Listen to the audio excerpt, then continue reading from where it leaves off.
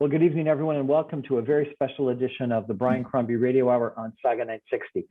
So, former Premier of Ontario, William Bill Davis, passed away recently, and I thought the best person to reach out to ask about some recollections of Bill Davis is the former mayor of Mississauga, Madam, Her Worship, Hazel McCallion. Hazel, how are you? Very good. Couldn't be better. That's excellent. So, tell me, did you know Bill Davis? I knew him very well. In fact, I knew him long before he became leader of the Conservative Party. And in fact, when he was elected leader of the Conservative Party, I stayed to 3 a.m. in the morning at the Maple Leaf Gardens in 1971 to get him elected leader of the Conservative government. It was 4 votes it took to get him elected leader. Who was he running against? I forget now. I think a couple of the boys that were. He won by 4 votes. He won by 4 votes. And he was one of the longest serving premiers, renowned for sort of the big blue machine. What did you think of him as a premier? I thought he was a very, very excellent premier. I had occasion, of course, to visit him on many occasions. And you left pleased with the fact that you spent some time with him. You didn't always come away with the answers that you were looking for, but you knew that he listened carefully to your presentation and would give it serious consideration. But he had such a wonderful sense of humor. In other words, it wasn't all business when you met with him. He would discuss your family. He would discuss different things, and then we'd get to the subject. One of the things that I found most amazing about him when I met with him or when I heard him speak was how funny he was. But when he was in government, he was considered boring and dull. Yeah. No, he developed a fantastic sense of humor because of the many hundreds and hundreds of times I appeared at events that he was the speaker. He always had jokes. He would refer to people in the audience. He always used to refer to me. In fact, he would say, because as you know, Brian, I fought regional government because I didn't want Streetsville to disappear. And he would always say, yeah, she would have never become mayor of Mississauga if I hadn't brought in regional government. And he teased me. Which is probably true. Yeah, oh, it is. Because then I became a councillor in the city and then rose to be mayor. So you get stuck on a call at 5:30 that you don't know about till now? So tell me a little bit about regional government, if you could. Pardon? Tell me a little bit about regional government. Well, and that issue. Regional government had been established in York, Durham, Halton, and Bill had not put it in effect in his home riding. In other words, in Peel. So he had no choice after he had set it up in the other areas, and then he brought it in Peel. And as mayor of Streetsville, the Streetsville people were very upset about losing their identity as a municipality. And so I remember he came to a meeting in Mississauga at the Vic Johnson Community Center, and he was lucky to get out alive. As he often said, he said that. He said, I was lucky to get out alive because the people were really upset. But we, with our differences on the regional government, and of course I had some differences with him when he was premier, but our friendship grew over the years. And when I retired, he called me. He said, I got a job for you. I said, Bill, I just retired. Oh, he said, you got to go to work. And he got me on as chief elder officer of Rivera. He recommended me to a technology board. And, I don't know, even though we disagreed on certain things, our friendship grew over the years. I have had great respect for him. I think he's fair. As premier, in my opinion, he stands out. And what I enjoy more, I paid tribute to him on CP24. He brought community colleges to Ontario. What an impact that's had on this great province, allowing young people to go to college when they can't afford to go to university. And think of the thousands and thousands of students that have graduated from all the community colleges in Ontario, and Right. prepare them to go to work, because that's what community colleges do. Often university graduates go back to community colleges to get the basic training they need to get a job. So community colleges, regional government. What else was he known for? Well, he was an environmentalist, you know.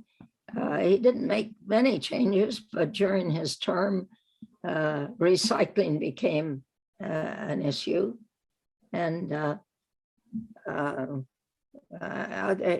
transportation. He played a major role in transportation. I know he cut the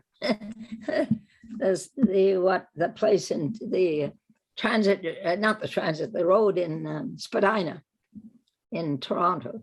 But yeah, I don't know. He was also the individual that brought in public funding of separate schools, was he not? Oh yes, yeah, that was another educational thing. He was. What did you think of that? Well, I think at time it was a concern of a number of people or a number of places, because it means two very high administrations for the education. But I came from a province where there were two educational systems. There was the Roman Catholic and there was the Protestant. I grew up under the Protestant education system. It was considered either Protestant or English. And then, of course, there was the French.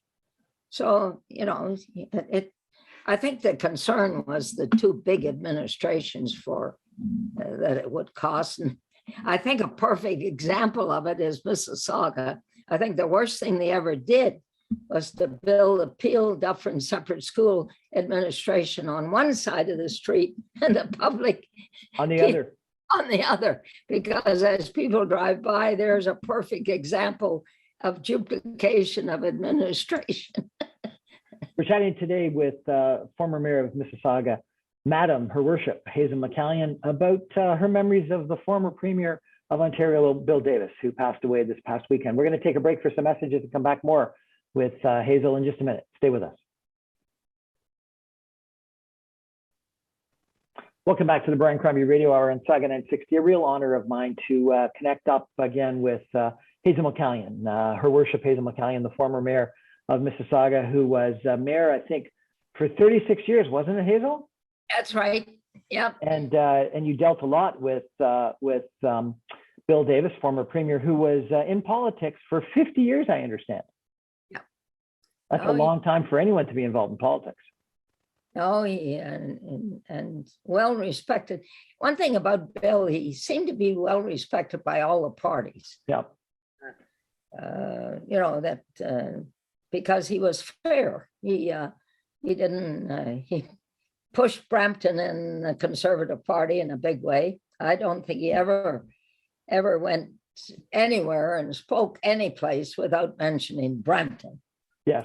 Very proud that he lived in Brampton. He used to say to me, "When are you going to move to Brampton, Hazel?" I said, "Well, why should I move from the best city in Canada, Mississauga, to Brampton?"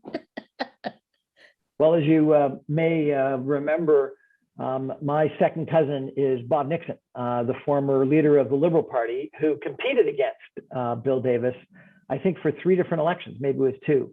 And he thought he was a pretty tough competitor. Yeah, no, But Bob always said that that he thought that you were going to run for the Liberals, and then he thought you were going to run for the Conservatives, and he said that we were trying to get Hazel all the time, and so were the Conservatives.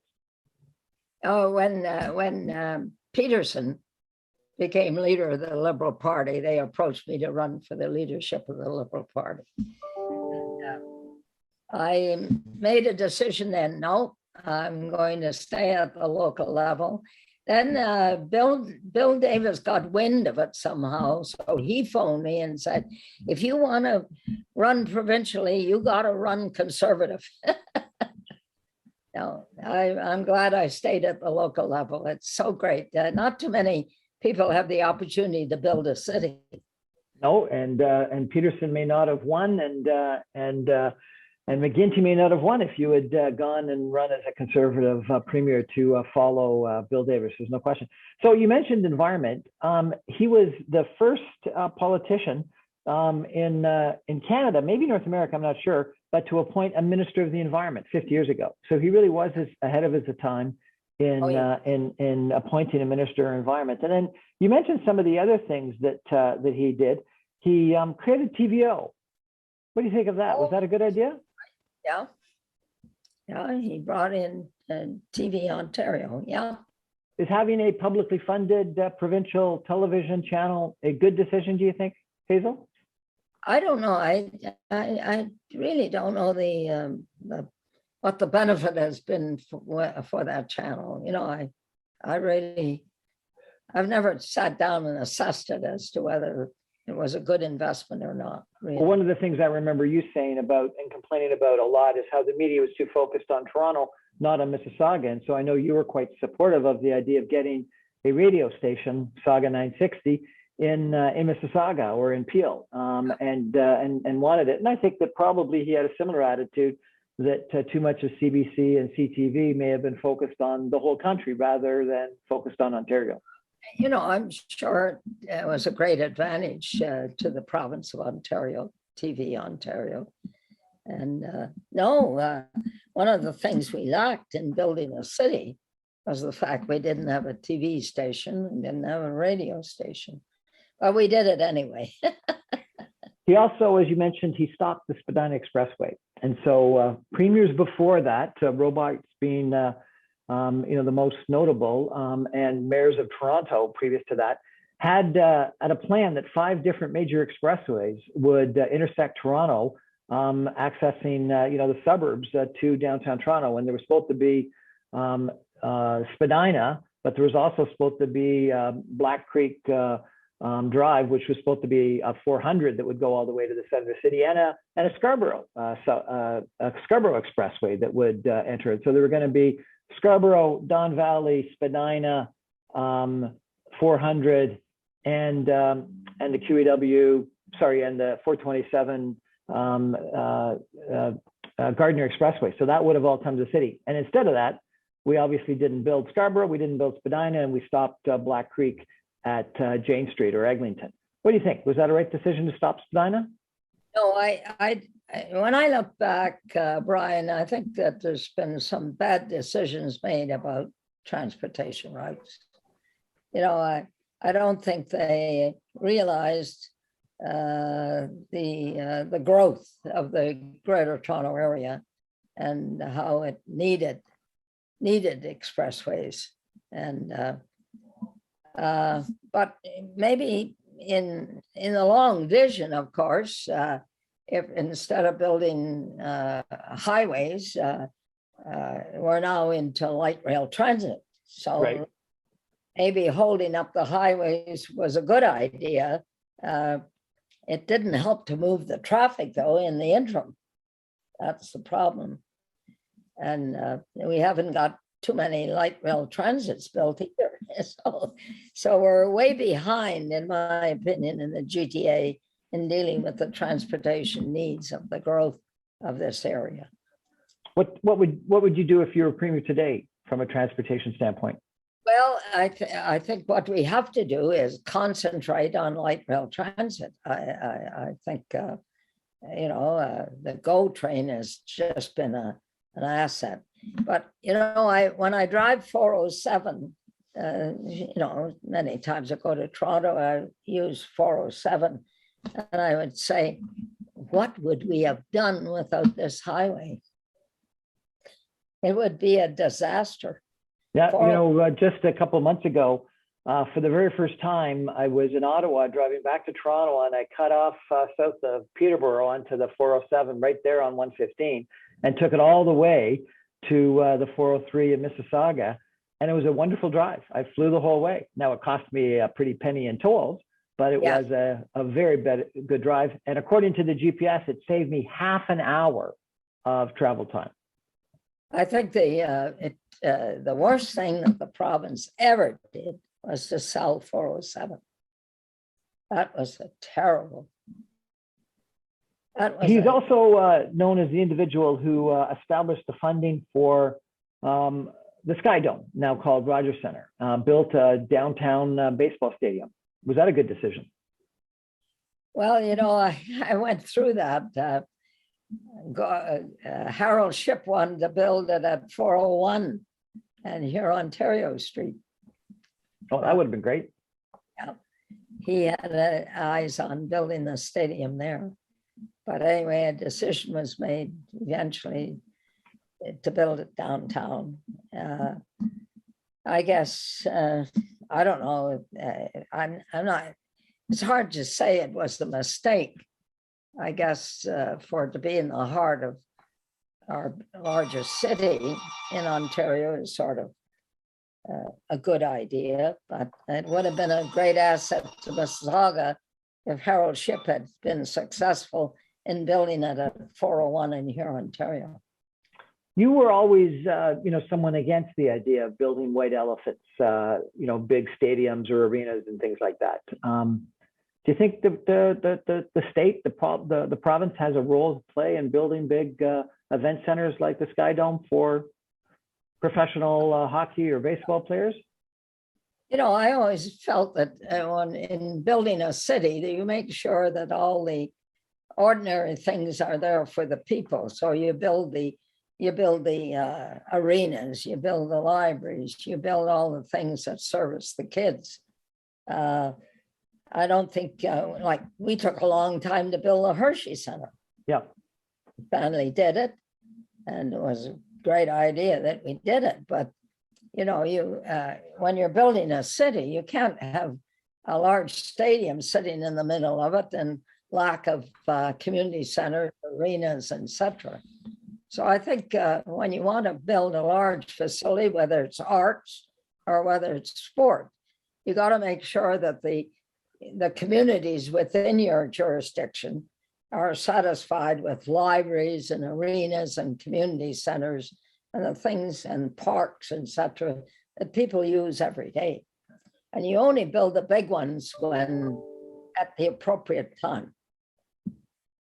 Bill Davis got involved in politics when he was 29 years old in 1959 and stayed in it for 50 years. That's quite the career, starting at 29 years old, first elected as an MPP in the riding of a former premier. Yeah. No, he stayed in it and survived and ended it with great integrity and great respect by all. He was renowned for saying bland sells. Do you think bland sells? Well, it sold for him. It did. And it was interesting that he became so, as you said, humorous afterwards. And I thought he was, very dynamic afterwards. I compare him to you. You've always been one of those people that gets up on stage and, you're, unbelievable amounts of energy and dynamism and saying hello to everybody. It's a little bit ironic that for such a long period of time, he just wanted to be boring and bland. Yeah, no, he always recognized people in the audience. That was something he was very good at.